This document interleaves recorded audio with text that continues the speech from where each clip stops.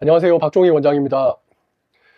목 디스크는 아픈 것만 보고 판단하면 자꾸 틀어집니다.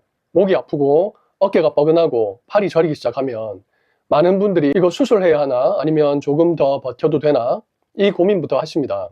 그런데 많이 아프다고 꼭 더 위험한 것도 아니고 반대로 통증이 아주 심하지 않아도 서둘러 판단해야 하는 경우가 있습니다. 그래서 오늘은 한방이 좋으냐 수술이 좋으냐 보다 먼저 지금 내 몸이 어느 단계에 와 있는가 그 기준부터 말씀드리겠습니다. 왜 통증만 보면 자꾸 헷갈릴까요? 목 디스크라고 하면 대부분은 목 통증, 어깨 결림, 팔 저림부터 떠올리십니다. 그 자체는 맞습니다. 실제로 가장 흔하게 시작되는 증상이기도 합니다. 그런데 문제는 그 증상이 곧바로 수술 기준은 아니라는 데 있습니다. 어떤 분은 밤에 깰 만큼 아프고 고개를 조금만 돌려도 짜릿하고 팔 전체가 당기듯 불편합니다. 그런데도 염증 반응이 가라앉고 주변 근육의 긴장이 풀리면서 보존적으로 좋아지는 경우가 있습니다. 반대로 통증은 아주 심하지 않은데도 손에 힘이 빠지기 시작하거나 물건을 자꾸 떨어뜨리거나 손놀림이 둔해지는 분이 있습니다. 이건 이야기가 다릅니다. 그래서 목 디스크는 얼마나 아프냐보다 몸이 어떤 기능을 잃어가고 있느냐를 먼저 봐야 합니다. 많이 아프다고 너무 빨리 겁을 먹을 필요도 없고 참을만 하다고 너무 가볍게 볼 일도 아닙니다. 중요한 건 통증의 크기가 아니라 신호의 방향입니다. 그러면 이제 질문이 생깁니다. 목 디스크에서 정말 더 중요하게 봐야 하는 신호는 무엇일까? 그게 바로 기능 저하 쪽 신호입니다. 저는 경추 디스크를 볼 때 대략 4단계로 생각을 합니다. 첫 번째는 통증 저림 중심 단계입니다. 아프고 저리지만 기능은 비교적 유지되는 단계입니다. 두 번째는 손 힘 저하 단계입니다. 병뚜껑 따기가 어렵고 젓가락질이 어색하고 물건을 자꾸 놓치는 변화가 생깁니다.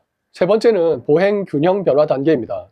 걸을 때 흔들리거나 손발 움직임이 둔해지는 시기입니다. 네 번째는 판단을 더 서둘러야 하는 단계입니다. 대소변 기능 변화처럼 몸의 기본 기능 쪽 신호가 달라지는 경우입니다. 이렇게 보면 분명해집니다. 많이 아픈 사람이 더 심한 것이 아니라 기능 저하 쪽으로 넘어가는 사람이 더 빨리 봐야 할 수 있다는 겁니다. 여기서 끝까지 버텨보려는 분들이 있습니다. 그 마음은 이해합니다. 그런데 기능 저하가 분명해지는 단계에서는 버티는 것이 회복이 아니라 판단을 늦추는 일이 될 수도 있습니다. 그래서 이 구간에서는 의지의 문제가 아니라 판단의 문제로 봐야 합니다. 지금 내 몸이 아직 회복의 시간을 줄 수 있는 단계인지 아니면 기능 보존을 더 서둘러서 해야 하는 단계인지 그걸 먼저 보셔야 합니다. 그럼 이제 남는 질문은 이것입니다. 어느 단계까지는 보존적으로 볼 수 있고 어느 단계부터는 수술 판단을 앞에 두어야 할까요? 목 디스크에서도 보존 치료가 의미 있는 구간은 분명히 있습니다. 통증과 저림이 중심이고 근력 저하가 뚜렷하지 않고 기능이 급격히 무너지지 않는다면 몸이 회복할 시간을 조금 더 줄 수 있는 경우가 있습니다. 이런 단계에서는 한약, 침, 약침, 노침 같은 보존적 접근이 하나의 선택지가 될 수 있습니다. 왜냐하면 실제로는 디스크 모양 하나만의 문제가 아니라 주변 염증, 긴장, 순환, 자세, 움직임 패턴이 같이 얽혀 있는 경우가 많기 때문입니다. 다만 여기서 중요한 점이 있습니다. 보존 치료는 그냥 시간을 끄는 치료가 아니어야 합니다.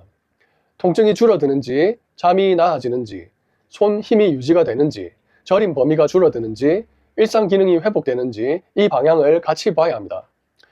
그리고 여기에는 조금 애매한 회색지대도 있습니다.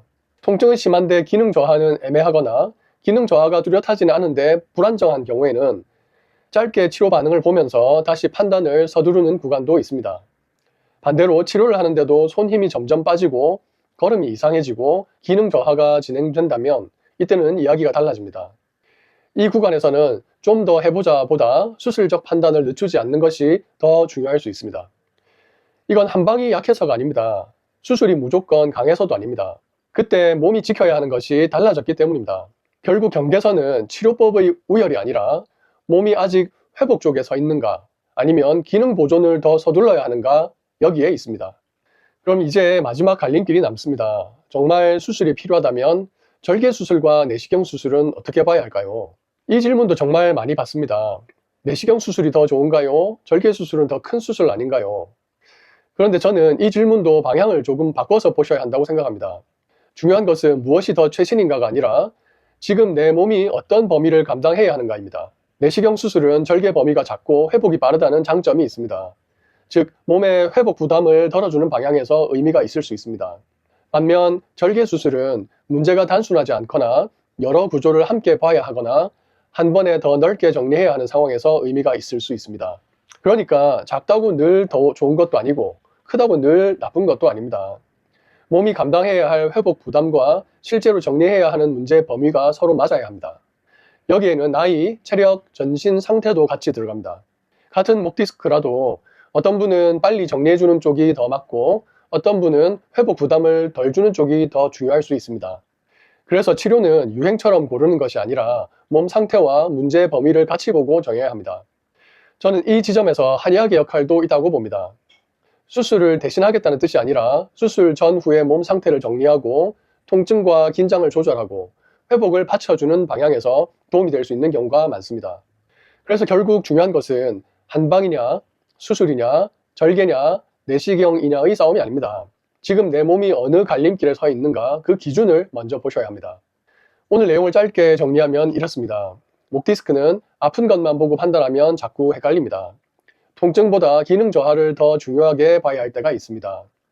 보존 치료가 의미 있는 단계가 있고 수술 판단을 늦추면 안 되는 단계가 있습니다. 그리고 수술도 절개냐 내시경이냐 보다 몸이 감당해야 할 범위를 같이 봐야 합니다. 몸은 늘 이유 없이 망가지지 않습니다. 그래서 치료도 누가 더 강하게 말하느냐 보다 지금 몸이 어떤 판단을 요구하고 있는가를 보는 쪽이 더 중요할 수 있습니다. 감사합니다.